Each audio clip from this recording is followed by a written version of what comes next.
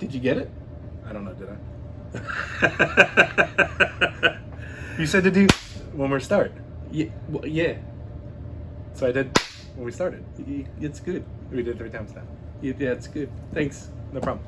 Sound I aim check. to deliver.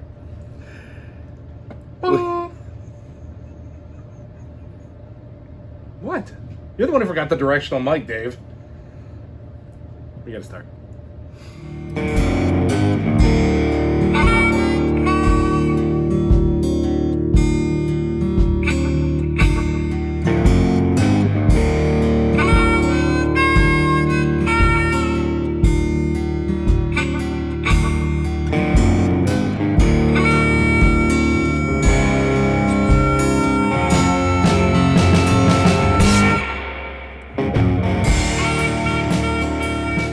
G'day, mate. My name's Dave, And I'm Brad. and we're this is the Traveling Brothers Cigar Review. I don't Are you even know sure? where we are. Yeah. We're back in David's Cigar Lounge. Brad, what am I wearing? You're wearing a fireman shirt because you're a hero. You said to me you wanted to pick the cigar and you wanted to pick what we wore, and you gave me this. You're like a hero, like a real life one. How about I start with something serious? Alcohol. Ooh. Alcohol's a very important part of your cigar collection. And our friendship. It goes with so many things. That's right, because I've got to be drunk to be friends with you, right? You're Australian, you're always drunk. All right, so today I've said, as you heard, I'm letting, against my better judgment, I'm letting Brad choose the cigar It's today. the best decision you've ever made. But I'm choosing the whiskey we're smoking, and this is Dragon Dog's Frederick Rye whiskey from a little. Let's see if I can get this up here, nice and close. Turn it this way. Why don't you just point out the lens? I'm trying to do that. You're looking at the thing. Oh, I see. Right. Yeah. Same mistake I made. Same mistake you made. Yep. Doesn't work that way. Nope. No. Yes, it does. So we'll give you a better shot of it later. But they're a small distillery in. I'll put it over here for now. In Frederick, Maryland, and it's really nice. Have you tried it? I have. It's incredible. Yeah, Sweet, I know you've tried it smoky. because we've drunk half the bottle already. Enough about this, because I'm so excited about today's video. I even did themed lighters and cutters. So tell me why I'm wearing this It's all red. Mickey Mouse fireman's shirt. Because you're a hero. Go ahead. All right, so as you guys noticed, we're filming in our local cigar lounge. Thanks, David's Brothers. Davidus, that's right. We're at Davidus in Frederick. Davidus! And I'll put a little tour. Do you say tour? It's tour. You say tour. Why you gotta make it all weird? Tour. I'm gonna do a tour of the lounge. Yeah, I think you added another syllable there. A tour of the lounge. How do you say? It's a tour. A tour. God, you're in America. Join the club. So, we're here today, and I wanted to share a very serious story that happened. Can I have a cigar first? No, this is very important. I think we need a cigar first. So we're here filming because This is a cigar review, Brad. I need a cigar. the devil's wife said we could not film at the devil's den because you set it on fire. It was not me with the firework. I know what you all are thinking. It'll be your sparkler that you threw off It was into the... not the sparkler, but when I did find out about the fire, there was a 5-minute delay of which, oh shit, did I set the lounge on fire? But it's not true. But your house caught on fire. And you saved a bunch of pussy. Pussycats. You saved a bunch of pussycats and your house. You saved your house. Yes. Yeah, we had a basement fire. You had a fire in your basement? A fire in our basement. All right, so... The devil's den needs flames, right? Yeah, it's very hot. No, so we'll talk about the fire in a minute. What are we smoking? I'm really excited about this. I thought through this entire thing. I'm sure you did. We're smoking the Kentucky Fire. The Kentucky Fire Cured The Swamp Thing. Swamp Thang. The Swamp Thing. Made by Drew Estates. It's our first Drew... No, I'm just kidding. It's our second Drew Estates because the first one doesn't count.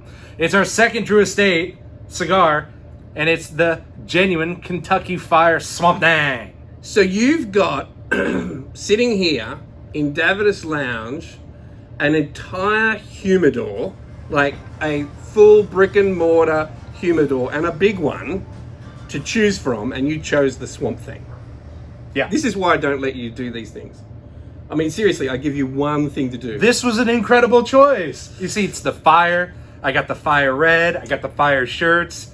And you had a fire. It's all fire. Like you got a fire in your basement. You want to basement do? fire. I get it. You're fire Drew, downstairs. I get it. You're a Drew Estate whore. Speaking and about, you want to do Drew Estate, but there's like leaguers out there. Whatever. So listen. Speaking about fires in your basement, not your pants. You know, I want to talk about the fire a little bit more before we even cut and smoke this. So the fire was huge. It was major, and you your Navy experience kind of kicked in, and you went into action, and you helped save your house and your pussycats. Yeah. So not a lot of people know, and we haven't really talked about it. You were in the Navy for way too long and had a fire in your basement. So yeah, so we had we were asleep, and at 4 a.m. in the morning, the smoke alarms started to ping, and embarrassingly, this is an important lesson actually. Embarrassingly, I got up, and the first thing I did was try and silence the alarm, and it wouldn't silence, so I pulled the thing out of the ceiling. The bloody thing, 4 a.m. in the morning, and there was another one going, and same story. I was like, that turn this bloody thing off. And then my wife came out and she said, there's something wrong. I said, honey, you might want to just have a little look around the house because there's more than one of these smoke alarms going. And she's going, Dave, there's smoke downstairs. So I came downstairs and we opened the basement, and the entire basement was full of smoke, like just chockers of smoke. Chockers. Is that? Do I need a translation for that too? You already know what to do. Chockers. I'm not gonna even know. Full as a goog. Full as a goog. You have boogers in your nose? He does. It means really full of smoke. You really should trim those hairs, dude, because they can be flammable. Upstairs. So, now, fair warning. It's not necessarily safe to go into a basement full of smoke. Really? Yeah. You want to know why I chose the cigar? Because it's a Kentucky fire cured. Well, it's the fire cure, but it's like a smoke generator. This thing is going to pump smoke like nobody's business. And this is our first Candela, and you don't normally smoke cigars with a Candela wrapper. So I know you know what this cigar is. So why don't you tell us a little bit about it? No. So this is a Mexican San Andreas wrapper. San Andreas wrapper. San Andreas wrapper? I think so. Candela wrapper, San Andreas binder. Oh, San Andreas binder, right? And Kentucky. And Kentucky fire cured tobacco filler. So do you want to know why it's called Kentucky Fire Cured? Tell me. They cure it over fire. And smoke. That's payback for the sun grown, isn't it? It is. Yeah. So how come I'm smoking a green? I thought smoking green stuff was illegal. What's this? It's green. Dude, you grew up in the 70s. That's literally all you did. Everything makes sense from that point on. Okay, so it's green, and I didn't know this, but we had to hit up our computer, Dwayne, and he told us that it stays green because, you know, the tobacco plant itself is green. Yeah. No shit, Sherlock. Thank you. So, Sherlock may not know this. He may not have been he was a pipe smoker. He doesn't know Elementary, this. my dear Watson. Okay. I don't understand. So, when they cut this off the tree, they sew the leaves together, and they hang it up. They string them onto rods, right? Yeah, something like that. So, they hang it up, and then they cook it, which kind of allows it to stay its so color. Normally they'll hang it in a big barn and dry it, and it goes brown. Yeah. But when they add the heat to it, it locks in the chlorophyll, right? That sounded really scientific. Green color. Sort of locks that green color in. So Can you it's all spell still. chlorophyll? It's all. No. That's what I thought. It's all still completely natural. They're not doing anything to it, and that's one of the things you always talk about with we talk about with cigars, is that it's a completely natural process. Everything you smoke when you smoke a cigar is chemical free. In fact, by the time the leaves are fermented, there's not even any really chemicals or nutrients left in them that were through the growing of the plant. Really? I didn't even know that. Yeah, so you're smoking just the raw, just the the natural product. Not like cigarettes where you've got all these chemicals and shit. We won't go into that, it's a whole nother video. But yeah, this is actually not bad. I figured you'd like this one, so am I redeeming myself? Not really. I wouldn't. It's got earthy undertones to it. It's kind of, there's a funny taste. What kind of flavors are you getting, Dave? campfire. That's exactly what I'm getting. And this is the perfect sit outside and barbecue. Exactly what we're not doing right now. Yeah. Look, it's got a little bit of pepper to it, not much. Earthy, and I'd say a little bit of sweetness maybe from like these Candela wrappers are meant to be a little bit sweeter, and that's probably where that's coming from. But it's the only Kentucky Fire I'll keep smoking it and we'll see how we go. So Brad, all seriousness about the fire, we might talk to some people about that. Yeah, we had a fire in our basement. One of our sump pumps had actually decided not to work anymore and burst into flames and start burning, and it created a lot of smoke, and it's a pretty scary situation to be in. All right, so you're standing at the top of your basement and you see all this smoke. How did you know what to do? Like you went for it, and like. So yeah, I was in the Navy for 12 years.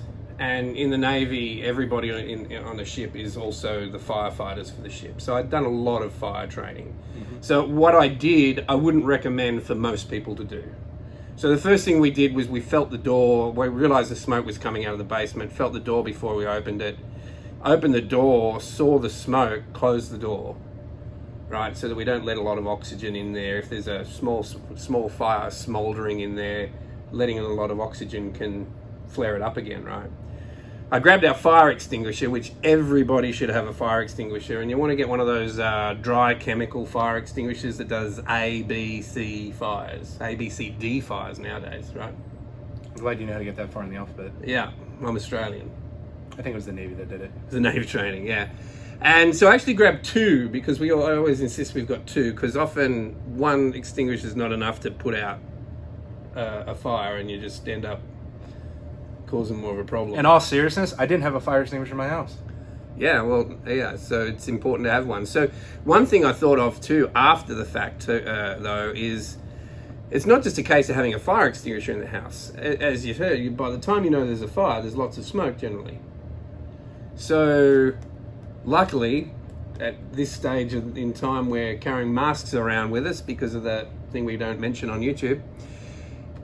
And I had a mask handy as well, but when I replace the fire extinguisher, I'll be putting a mask with the fire extinguisher, because I went down to the basement completely full of smoke, and if you get down low, smoke rises. So you get down low, that's where your air is and your clear space is. I got right down to the ground and still couldn't see. We had a split level basement, so I went back further down into there where there was still some air, and I skirted that area looking for it there. And as I came back up, I could see the fire in the corner and went over and put it out. Can I have one recommendation for you? That you put the t-shirt with the mask and the fire extinguisher, so if there's ever another fire, you can wear the firefighter t-shirt. It's funny. What do you do when there's a fire, Brad? Run like hell. How about call 911? Oh, did you not do that? Well, no, I asked my wife to do that, but funny story, in Australia, we don't call 911.